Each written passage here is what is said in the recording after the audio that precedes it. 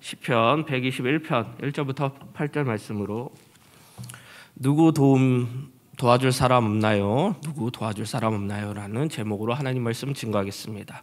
우리는 살아가면서 많은 어려움과 한계에 부딪힙니다. 생각해보면 우리가 실제적인 도움이 필요할 때 도움이 될 만한 사람에게 가까이 다가가 도움을 요청하게 된다면 막상 도움이 되지 않을 때가 많습니다. 도움이 될 것처럼 보이지만 어려움이 당하여 가까이 다가가면 우리에게 도움이 되지 않는 것들이 너무나 많습니다. 그리고 어떤 때에는 도움을 받으려고 사람들을 찾아오고 방법을 구하지만 우리가 그 방법을 도와줘야 할 때가 있습니다. 이처럼 우리가 살아가는 하루하루의 삶은 참으나 버겁습니다. 그리고 너무나 힘이 듭니다. 이렇게 여러 어려움과 한계에 사로잡힐 때 우리는 나도 모르게 한숨이 나올 것입니다. 누구 도와줄 사람 없나요? 라는 탄식이 한숨과 같이 나오게 될 것입니다. 오늘 성경 본문 말씀은 시편 121편 순례자의 노래입니다. 순례자들이 예루살렘에 올라가면서 이 시편을 읽었다는 것입니다. 순례자들은 광야를 지나는 동안 수많은 위험과 위기를 만나게 될 것입니다. 순례의 길은 안전하지 않습니다. 결코 편한 환경이 아니었습니다. 순례의 길은 요즘처럼 순찰하거나 이렇게 경찰이 있는 곳이 아닙니다. 도둑이 나타나기도 하고 험한 일을 갑자기 당하기도 합니다. 순례의 길에서는 그리고 순례의 길은 홀로 다니기 때문에 더욱더 위험합니다. 오늘도 우리는 순례자처럼 광야의 길을 걷고 있습니다. 많은 어려움이 있다는 것입니다. 지금 도시에서 살아가는 우리도 순례자처럼 광야의 길을 걷는 것과 같습니다. 하루길에 무슨 일이 일어날지 아무도 모릅니다. 저녁 늦게까지 일을 하고 집에 들어오는 순간 어려움이 엄습할 것입니다. 가로등이 꺼져 있고 인적이 드문 시간에 홀로 길을 걸을 때 많은 두려움이 찾아오게 될 것입니다. 우리가 지금 살고 있는 도시에서 살아가는 삶 역시 미래를 알 수 없습니다. 앞으로 진짜 어떤 일이 일어날지 모른다는 것입니다. 눈앞에 있는 도둑이 있을 것이고 눈에 보이지 않는 도둑들도 있을 것입니다. 여러 가지 불확실한 상황이 우리의 삶에 끊임없이 밀어닥친다는 것입니다. 순례자들이 광야에서 편하게 잘 수 없는 것처럼 오늘 우리 역시 이 세상 가운데 살 때 우리도 편하게 잘 수 없습니다. 누군가의 도움을 요청하고 있다는 것입니다. 말씀 보겠습니다. 1절과 2절 말씀입니다. 내가 산을 향하여 눈을 들리라. 나의 도움이 어디서 올까? 나의 도움은 천지를 지으신 여호와에게서로다. 1절에 내가 산을 향하여 눈을 들리라. 나의 도움이 어디서 올까라고 질문을 던집니다. 왜 산을 향하여 눈을 든다고 합니까? 여기서 산은 언덕을 가리킵니다. 여기서 산은 예루살렘을 의미합니다.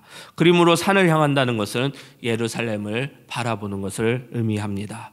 예루살렘은 높은 곳에 위치해 있습니다. 아주 완벽한 요새였습니다. 예루살렘은 성벽과 같은 절벽 위에 있었습니다. 이스라엘 역사 가운데 이 성읍은 백성들의 생존과 안전에 중요한 역할을 했었습니다.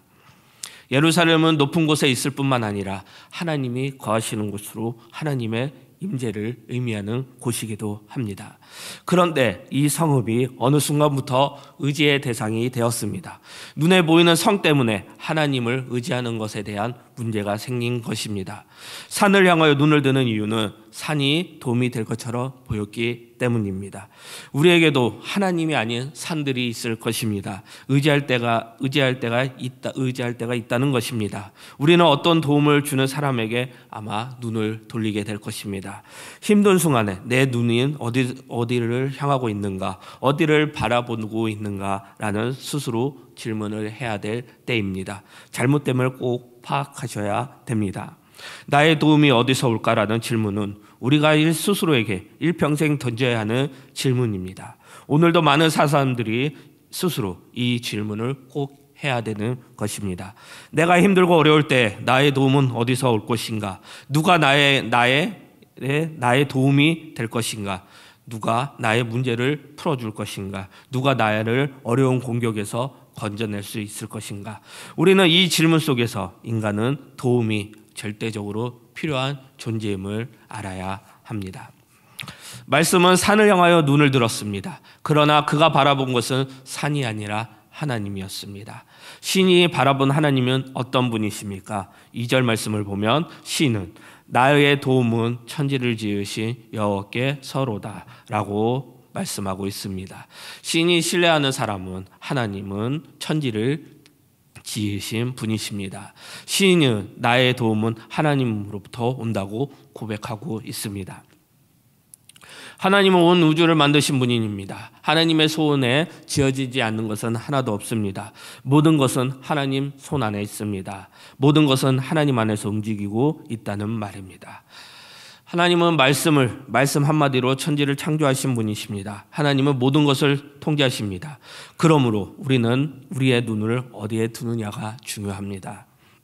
그 눈은 하나님께 있어야 된다는 것입니다. 오늘날 많은 사람들이 불안해합니다. 불안해하는 것은 사람들의 공동적 모습일 것입니다. 그런데 그런 불안의 이유는 무엇입니까? 환경을 바라보기 때문입니다. 수시로 번뇌하는 환경과 상황을 계속 바라보기 때문에 불안함을 느끼고 한계에 봉착할 수밖에 없습니다. 이런 상황에서 오늘 말씀이 답을 해주고 있는 것입니다. 어려움 속에서, 불안 속에서, 한계 속에서 있을 때 하나님께서 우리에게 주시는 말씀입니다. 시편 121편의 주제는 하나님의 백성을 향한 하나님의 보호와 하나님의 지켜주심입니다. 본문에 보면 지킨다라는 동사가 6번이나 반복하고 있습니다. 하나님은 우리의 어려움 속에서, 불안 속에서, 한계 상황 속에서 우리의 도움이 되시며 우리를 지켜주신다는 것입니다. 그렇기 때문에 어려운 상황 속에서 한계를 느끼는 절망 속에서 우리를 다시 일어날 수 있게 하시는 것입니다. 누가 도와줄 사람 없나요? 질문의 답은 바로 하나님입니다. 우리는 하나님께 도움을 구해야 됩니다. 하나님은 우리를 지켜주시는 분이십니다. 그러면 우리를 다시 일어나게 하는 하나님은 우리를 어떻게 지켜주십니까? 첫 번째입니다. 하나님은 우리의 힘이 되어 지켜주신다는 것입니다. 말씀 3절과 5절 말씀입니다. 여호와께서 너를 실족하지 아니하게 하시며 너를 지키시는 이가 졸지도 아니하시느니라. 5절 하나님 여호와는 너를 지키시니로다. 여호와께서 내 오른쪽에서 내 그늘이 되시나니. 3절에 너를 실족하지 아니하게 하시며 5절에 내 오른쪽에서 내 그늘이 되시나니. 하나님께서는 우리를 지켜주십니다. 하나님께서 우리의 힘이 되어 주신다는 것입니다. 하나님은 우리에게 힘을 주시며 우리를 십적하지 않게 하신다는 것입니다. 그리고 하나님께서는 우리의 그늘이 되심으로 우리를 힘있게 이 땅 가운데 나아갈 수 있게 하는 것입니다. 하나님은 그 어떤 형편에 있는 사람도 실족하지 않게 하시는 분이십니다. 하나님은 우리를 지켜주시며 힘이 되어 주십니다. 하나님께서 우리를 지켜주시기 때문에 우리 그 무엇도 우리를 해치지 못하게 될 것입니다.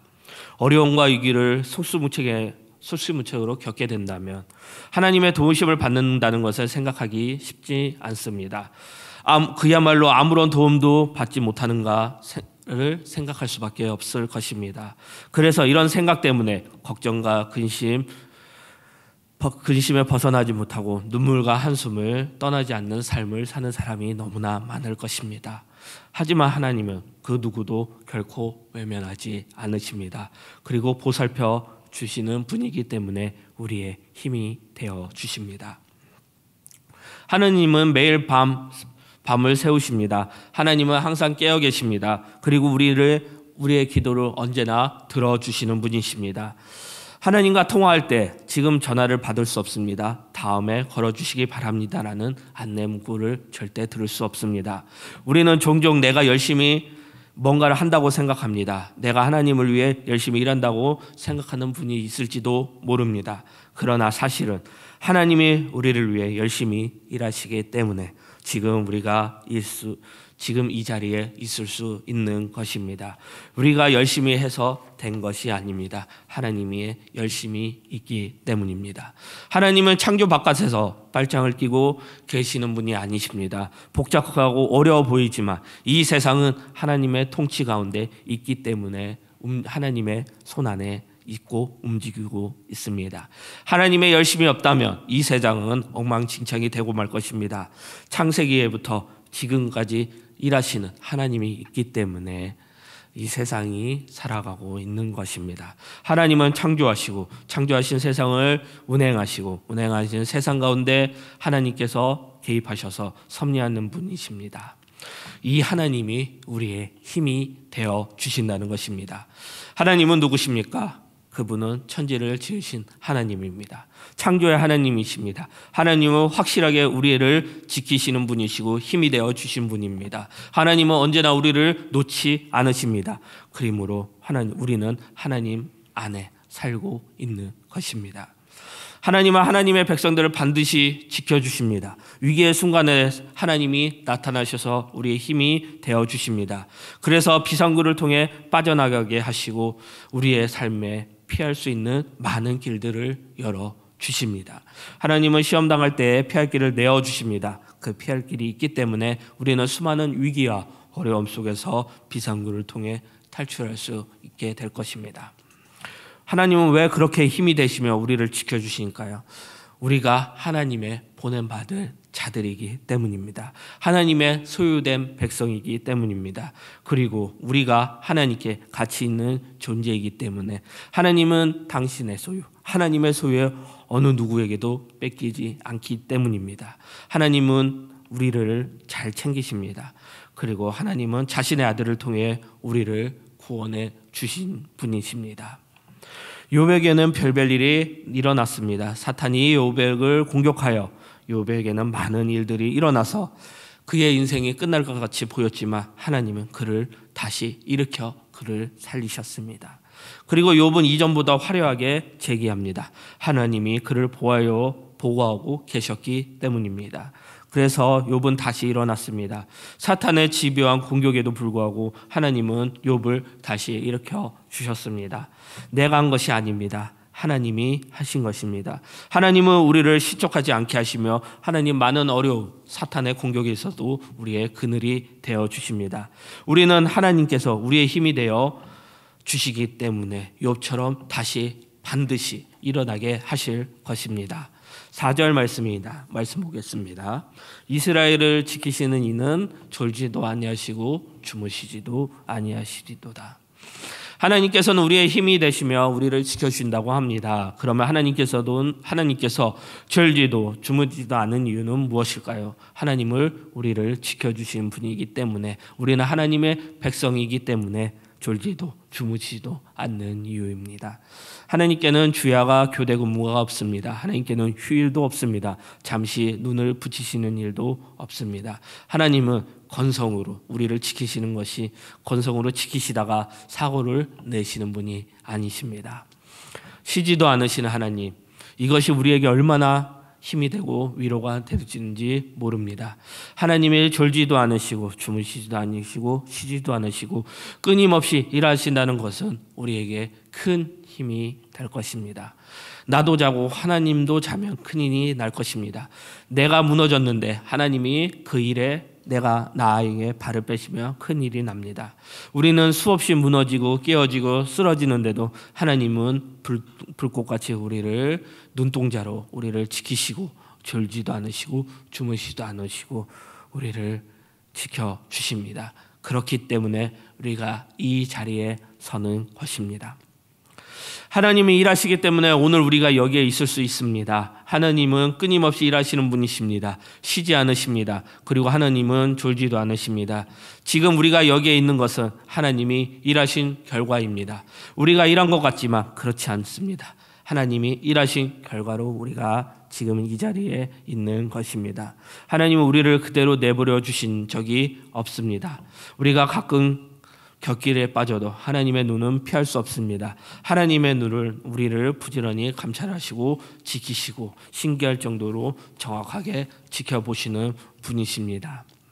하나님께 실망하는 분이 계십니까? 우리가 수없이 많은 기도하고 새벽을 깨우고 힘겹게 어려운 시간을 보내며 기도하기에 힘쓰는데 우리 하나님은 지금 살아가고 계십니까?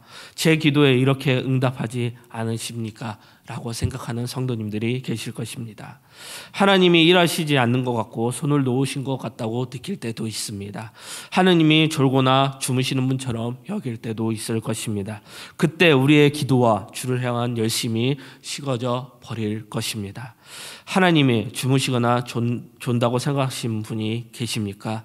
그것은 삶의 무게가 너무나 무거워서 그 감정에 사로잡혀 있기 때문일 것입니다. 그러나 우리는 오늘 본문 말씀을 믿음으로 붙잡아야 합니다. 하나님은 언제나 일하시는 분이십니다. 졸지도 않으시고 주무시지도 않으시고 이스라엘을 지켰었던 하나님은 우리를 실족하지 않게 하시는 하나님이십니다. 하나님은 분명히 우리를 붙들어 주십니다. 하나님은 실수가 없으신 분입니다. 하나님은 우리의 힘이 되시며 우리를 지켜주시는 분이십니다. 많은 어려움과 좌절과 희망 없는 속에 사시는 분들 반드시 하나님께서 다시 일으켜 세워주실 것입니다. 히브리서 4장 16절 말씀입니다. 그러므로 긍휼하심을 받고 때를 따라 돕는 은혜를 얻기 위하여 은혜의 보좌 앞에 담대히 나아갈 것이니라. 하나님은 시적절하게 은혜를 베풀어 주십니다. 우리는 더디다고 생각할지 모르지만 하나님의 약속은 어떤 이들에게 더디다고 생각하는 것 같이 더딘 것이 아닙니다. 하나님은 정확한 시간에 역사하시는 분이심을 믿으시기 바랍니다. 하나님은 졸지도 않으시고 주무시지도 않았기 때문에 타이밍을 적절하게 맞춰 주실 것입니다. 모든 것은 하나님 손길 안에서 이루어집니다. 하나님의 시선 안에 있습니다.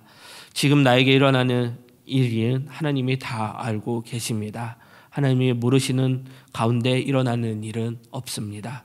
하나님이 불꽃같이 눈동자로 우리를 지켜주시고 하나님의 눈동자를 피할 수 없습니다. 하나님은 졸지도 않으시고 주무시지도 않으시고 우리를 지켜주십니다. 하나님이 피곤해 지치면 쉬어야 하고 졸리면 주무셔야 하는 나약한 그런 존재의 하나님이 아니십니다. 하나님은 우리의 힘이 되십니다. 시편 46편 1절에 하나님은 우리의 피난처 힘 큰 도움이라고 하십니다. 시편 91편 2편에는 나의 피난처 요새라고 하십니다. 이 하나님께서 우리의 도움이 되십니다. 우리의 힘이 되시고 우리를 지켜주십니다. 두 번째입니다. 하나님은 우리와 함께 하시며 지켜주신다는 것입니다. 6절 7절 말씀입니다.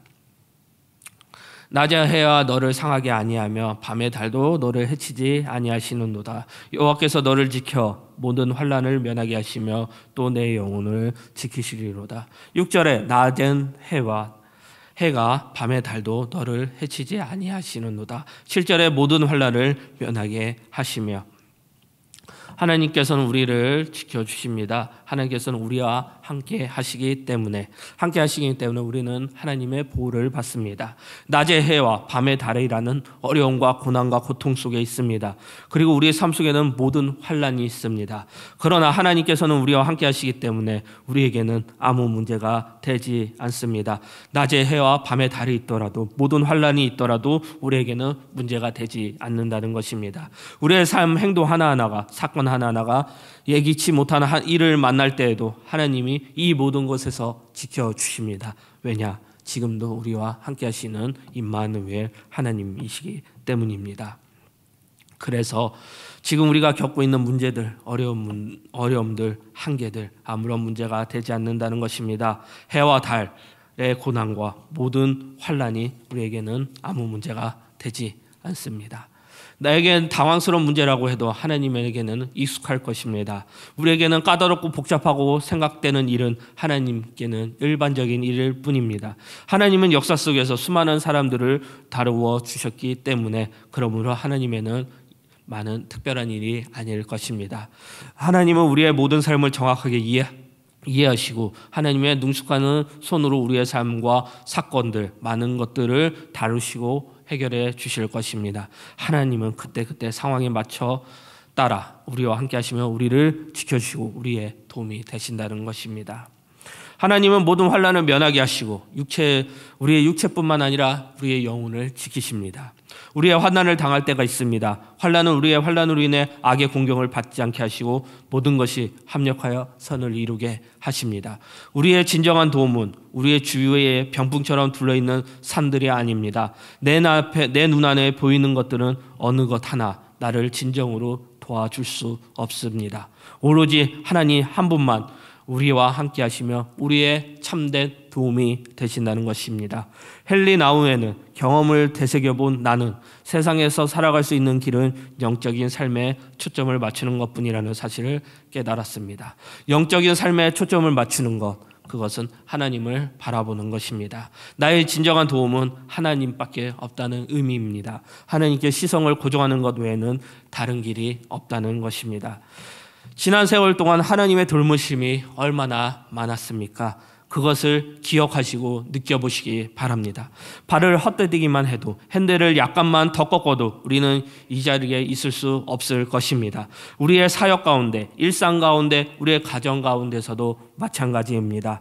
하나님만이 우리의 의지가 되시고 하나님만이 우리를 지켜주시는 분이고 우리의 도움이십니다. 하나님은 언제나 우리와 함께 하시며 진정한 보호자 되십니다. 한 이야기를 소개하고자 합니다. 앤더슨이라는 미국 여성이 있었습니다. 하루는 눈에 이상이 와서 병원에서 수술을 했는데 그 수술이 잘못해서 실명되었습니다. 얼마나 절망적이었습니까? 그러나 다행히도 남편이 그림자처럼 따라다니며 아내를 돌봐주었습니다. 직장에 오고 갈 때에도 동행했으며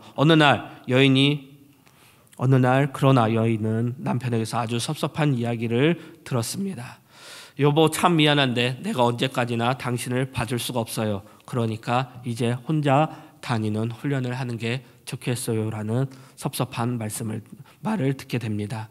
이 아내는 앤더슨이라는 여성은 화가 났습니다. 그래서 오기가 발동했습니다.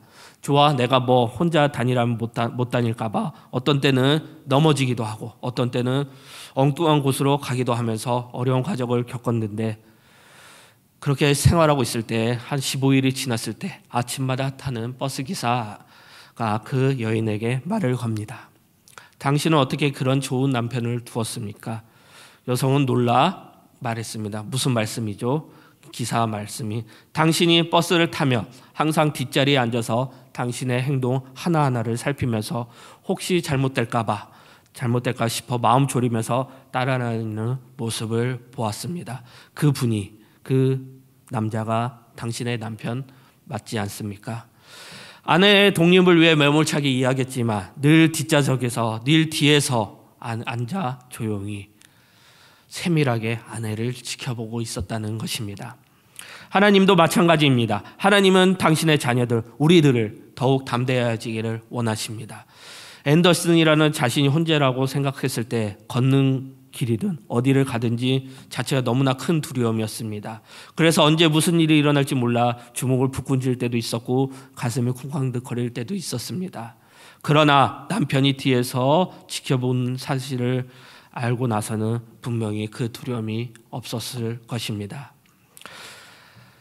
아마 입에서 흥얼거리는 노래와 찬양이 나올지도 몰랐을 것입니다. 이렇게 하나님은 나의 보호자가 되신고 인식하며 사는 사람들에게는 늘 자신감이 있을 것이고 두려움이 없을 것이며 기쁨을 누리며 사게 될 것입니다.